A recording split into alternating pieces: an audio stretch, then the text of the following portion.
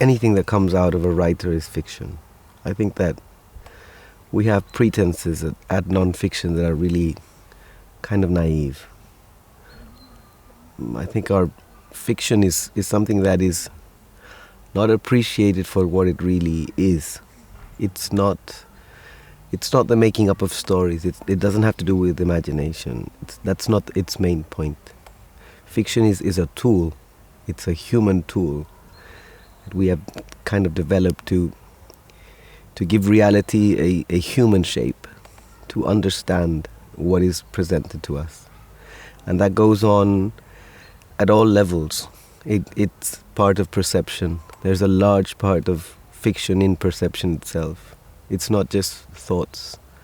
It's not just stories. It goes on all the time. We just don't notice that it's going on. My process is really driven in research. I don't worry much about the shapes of the stories.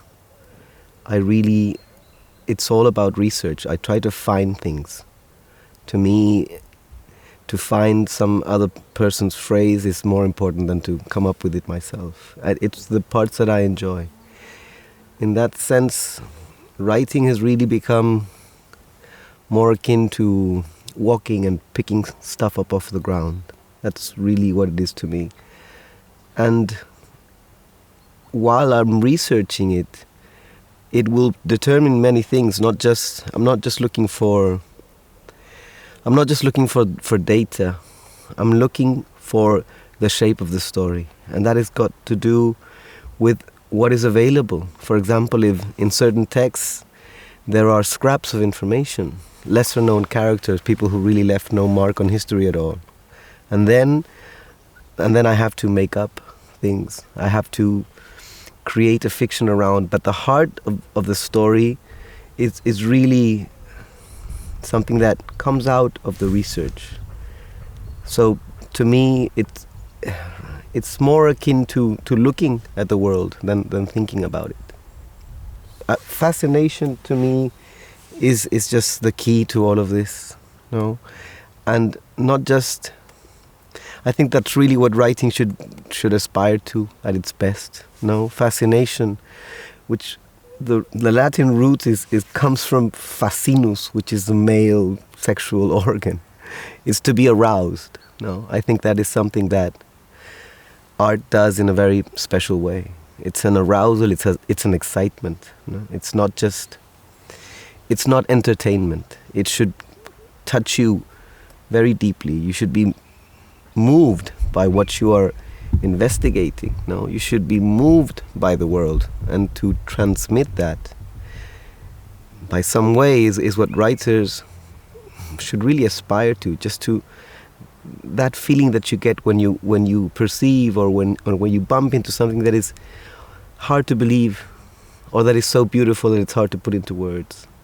So fascination lies at the root of everything that I try to do, and if you manage to transmit that and people feel that feeling of excited arousal, to me it's very important, because we're constantly I feel that the world is becoming so that it's very hard to feel fascinated. We're dulled down. People are always teetering on despair nowadays. So fascination and awe are the only remedies that I know to face the crueler realities that we have to deal with.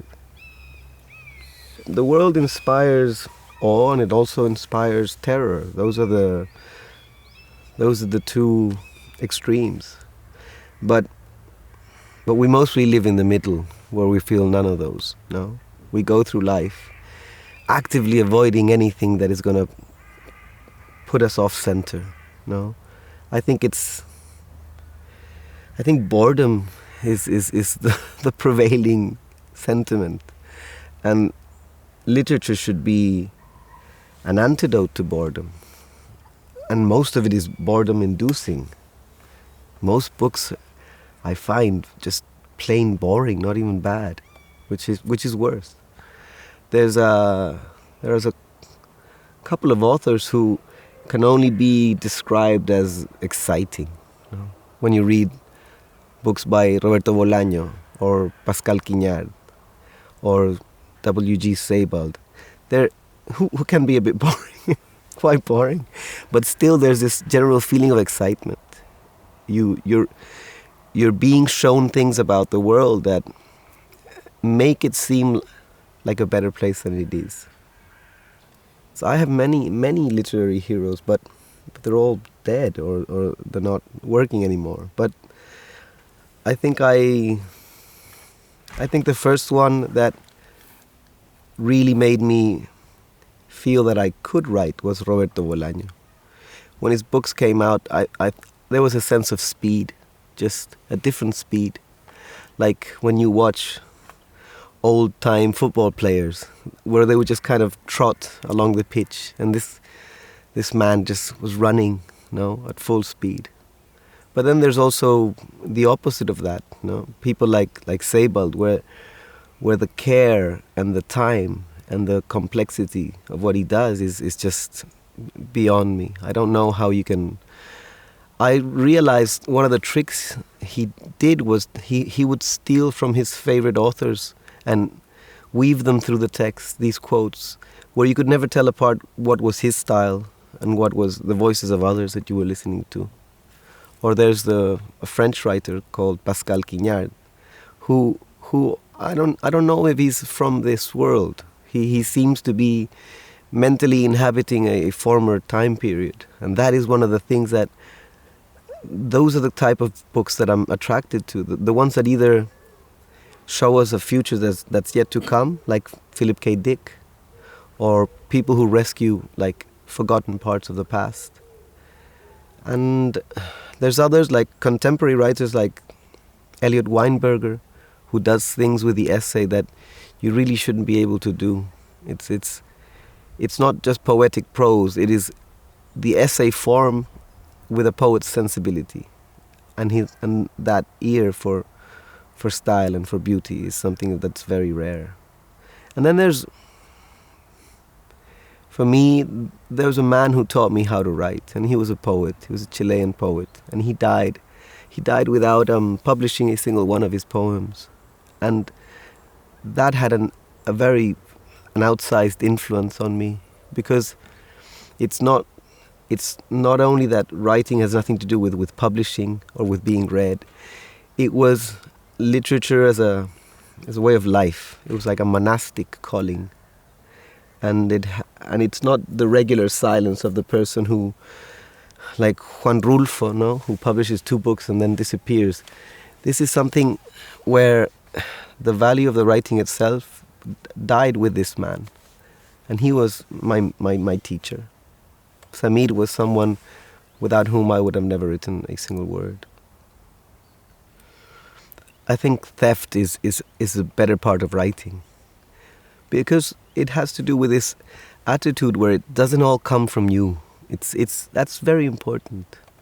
If you find your writing in the writing of others, whether it be literary or non-literary, I think it creates a different relationship between you and your work, where you really feel that you're discovering things, not inventing them.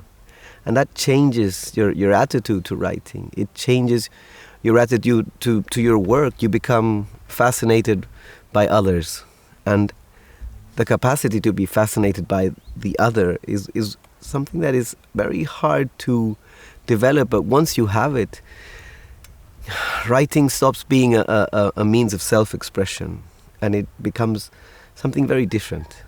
And to me, if I hadn't been lucky enough to have gone through a crisis that left me unable to write, unable to read even, and that changed my relationship to what I was doing, if I hadn't done that, I think I would have lost my health and my reason. I wouldn't have been able to keep on going, because I really feel that when you scratch the surface of yourself, like some writing does, you're hurting yourself. While now I find myself in others, in research, in academic papers, in shitty blog posts written by obsessives. It's a wealth of material that you cannot find inside yourself. At least I cannot find that inside myself. I was very irresponsible at a certain time in my life because I met an amazing woman who I ended up marrying. We've been together for more than a decade. And she was very far ahead of me in every respect. And I felt braver than I'd ever felt before. So I tried out everything that I could do to elicit the type of change that I thought was necessary to write. Because I've always had this very naive belief that you cannot be a normal person if you want to be a writer. Like William Burroughs has a phrase that says, a magician must be in some way inhuman. And I think that also applies to writers. Writers have to be, at least in some way, inhuman. And so I took it upon myself to experiment wildly and sort of irresponsibly. So it was a self-propelled crisis. And it was a big one. It was the biggest one I've had. But I did come out of it a changed person. And I would never put myself through anything like that again.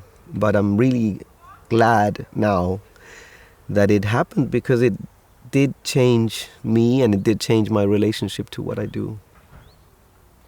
There are certain people who do things that I don't understand how they're able to do it.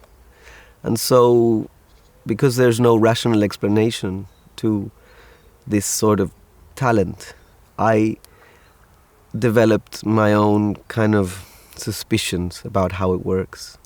I think that you have to open yourself up to possession. You have to develop some sort of communication channel between the front part and the back part of your brain.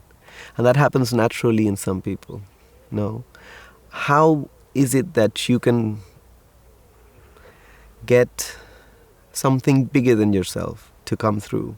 That's a big question in writing and in art in general. And the only way that I've answered the question is that you have to become porous. You have to let the world in. And it comes before writing. It comes long before writing.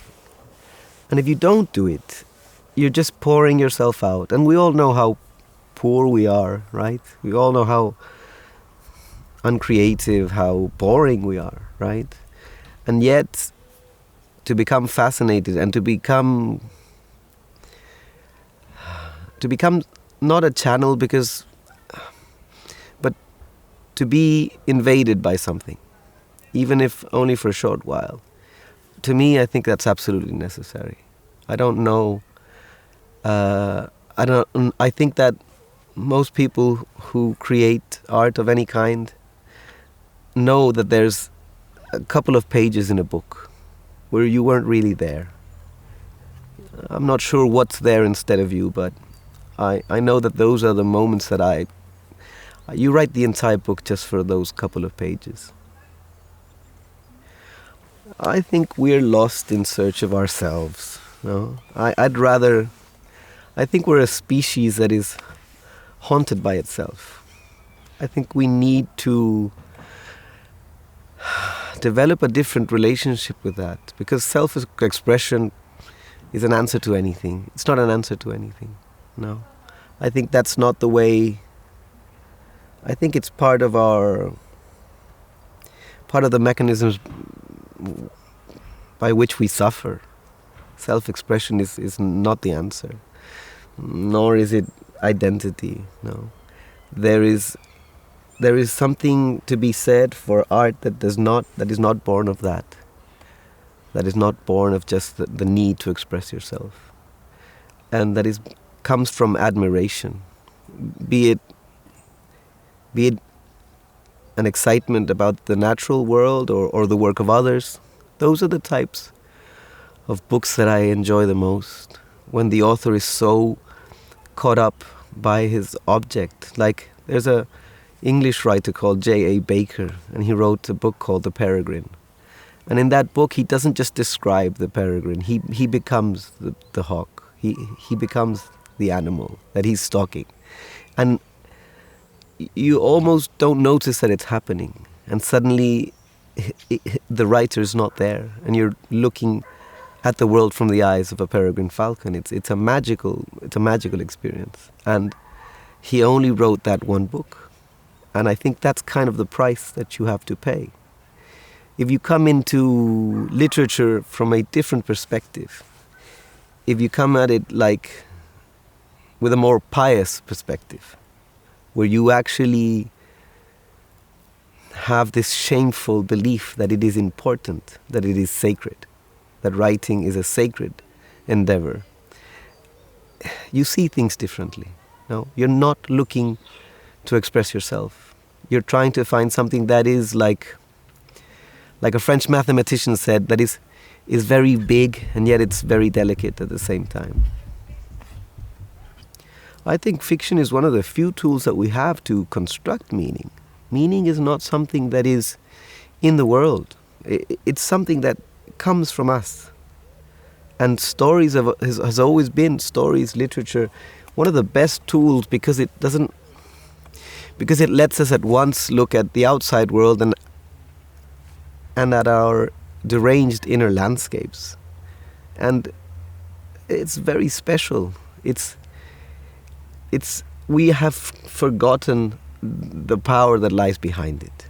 Fiction is not something that writers do. We're just professionals at it, no? And so much art nowadays and so many books, they've lost their connection to the spirit. They've lost the connection to something that is bigger.